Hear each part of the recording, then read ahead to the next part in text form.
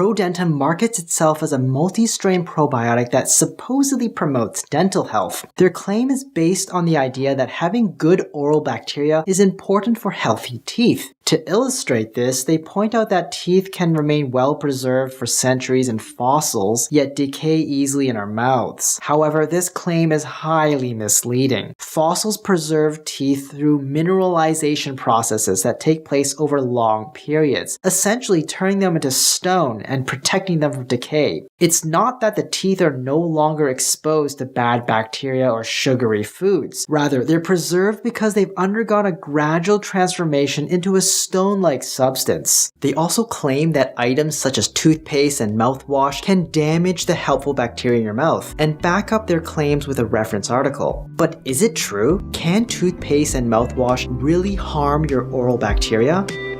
Before we can address this question, we first need to address the bacteria in our mouths. From the article, a healthy mouth microbiome can indeed play a role in maintaining good dental hygiene. The article explains that not all bacteria in our mouths are harmful. It's the specific types of bacteria that matter. But this concept isn't groundbreaking. It's much like how a healthy gut microbiome contributes to an overall healthy gut, or healthy skin microbiome contributes to healthy skin. Many studies predating this article have emphasized the significance of the oral microbiome for dental and oral health. However, contrary to what ProDentim suggests, oral bacteria are just one small piece of the puzzle. Other factors such as proper oral hygiene, diet, genetics, and medical conditions also significantly influence oral health. If you have poor oral hygiene and eat sweets all day, it doesn't matter how many good probiotics you put into your mouth, you're still going to get cavities. But could mouthwash or toothpaste harm the good bacteria in your mouth and lead to problems? The article points out that using antiseptic mouthwashes to rid the mouth of bacteria might actually disturb the natural balance of healthy bacteria in the mouth. There is some truth to this. In fact, the notion that mouthwash might not be necessary and could even be harmful to the oral microbiome is not a new idea. There's already evidence suggesting that excessive use of chlorhexidine mouthwash can worsen oral bacteria levels over time. One reason the article gives is that regular use of chlorhexidine may increase the risk of bad bacteria becoming resistant to this antibiotic and evolving to become stronger. Most research already suggests you should avoid chlorhexidine mouthwash as a regular cavity prevention method because it may not work very well for this purpose. This is likely because mouthwash is unlikely to penetrate the biofilm layer sufficiently to destroy all the harmful bacteria. So there is merit to the idea that regular use of mouthwash might not be beneficial for dental health, and there's evidence suggesting it might be best to skip it. However, the article does not say that toothpaste does that. In fact, they make the distinction directly in the article that it is only mouthwashes, especially those containing chlorhexidine, that pose potential problems for the oral microbiome. There's absolutely no evidence suggesting toothpaste is harmful to the oral microbiome, as ProDentim is suggesting.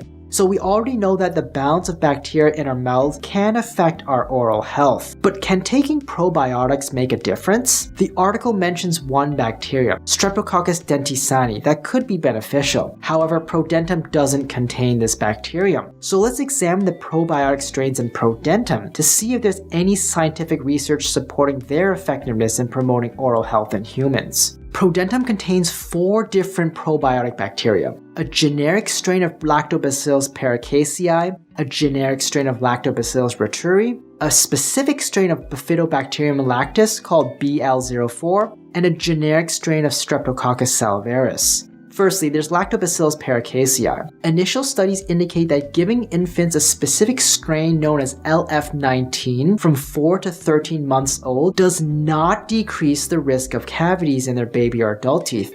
However, a different study administering another specific strain, SD1, to children once daily for 6 months did show a reduction in cavities. Yet another study involving adults taking a different specific strain, LPCG110, 3 times daily after meals found no decrease in gingival bleeding. So although all 3 studies looked at Lactobacillus paracasei, they produced varying outcomes with different strains. This underscores the importance of using specific strains of probiotics. Even if they belong to the same bacteria family, using a different strain may not yield the same level of effectiveness. The strains examined in these studies were LF19, SD1, and LPCG110. ProDentim doesn't specify which strain it contains, so it's likely a generic strain, which likely does not offer the same dental benefits as these researched strains. Lactobacillus reuteri is another probiotic that has been also studied for various oral conditions, with mixed results. A meta-analysis of 2 studies that used Lactobacillus reuteri in chewable tablets or lozenges for 4 to 8 weeks found no improvement in gingivitis. Studies also indicate that giving infants a specific strain called ATCC 55730 from birth until 12 months does not reduce dental plaque on their baby teeth by the age of 9 years. However, administering another strain of Lactobacillus reuteri to patients shortly after receiving a dental implant appeared to slightly reduce gum bleeding and improve other dental health factors. Yet there wasn't much change in the oral microbiome, suggesting that the improvement may not be due to the probiotic colonizing the mouth. The same strain was also given to sailors twice daily for 42 days, resulting in small improvements in dental health. Once again, the specific strain of Lactobacillus reuteri matters, as different strains can produce different outcomes. The strains examined in these studies were ATCC 55730, ATCC PTA 5289, and DSM 17938. ProDentim likely uses a generic strain again, which likely does not offer the same benefits as these researched strains. Bifidobacterium lactis is another bacteria being researched for its impact on oral health, with mostly negative results, unfortunately. Studies in infants reveal that giving a specific strain called BB12 for approximately 15 months does not lower cavity rates by age 4 compared to a placebo. Similarly, research involving adolescent boys aged 13 to 15 years found that taking 2 lozenges containing the same BB12 twice daily for 4 weeks did not reduce plaque compared to a placebo. Additionally, a small trial found that consuming a different strain called DN173010 for 4 weeks does not prevent gum inflammation or plaque compared to a placebo. However, after a 5-day period without brushing, this strain did show a small reduction in both gum inflammation and plaque formation. The specific strains examined in these studies were BB12 and DN173010, neither of which matches the one in ProDentim. There's no evidence that ProDentim's strain of Bifidobacterium lactis, which is BLO4, is beneficial for dental health. Finally, let's look at Streptococcus salivarius. In a clinical study, children who consumed a specific strain called M18 experienced a small reduction in plaque scores. Similarly, in a separate study, adults who took another strain known as K12 also saw a decrease in plaque buildup after 6 weeks. Yet another study combining both strains of Streptococcus salivarius found that adults who took this combination had a lower risk of cavities. Moreover, K12 was found to alleviate halitosis, or bad breath, but only when the tongue coating was removed before using the lozenge. The strains examined in these studies were M18 and K12, both of which are sold under the proprietary name BLIS. Again, ProDentim doesn't specify the strain it uses on the bottle or website.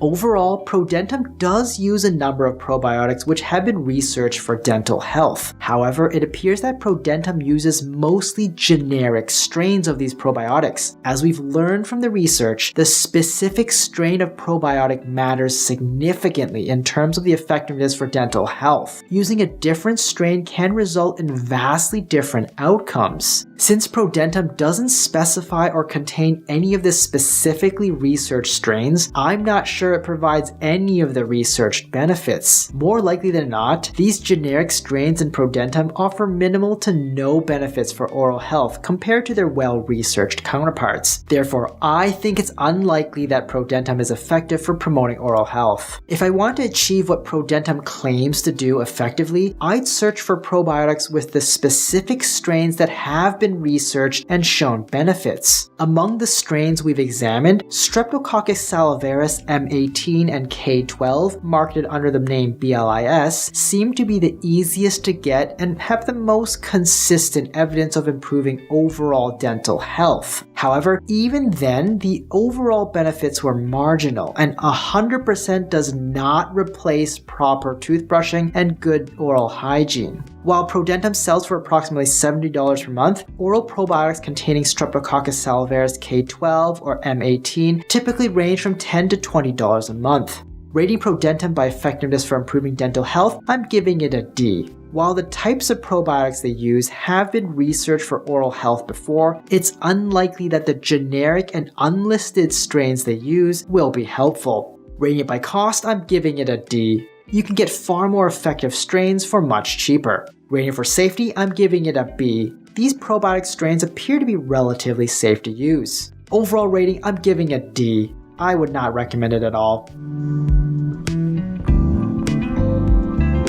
Hi, I'm Dr. Brian Young. Do you think it's worth it? Let me know in the comments down below. And if you found this video helpful, please subscribe to the channel and leave me a like. Hit the notification bell if you want to stay up to date, and share this video with someone you know who can use the info.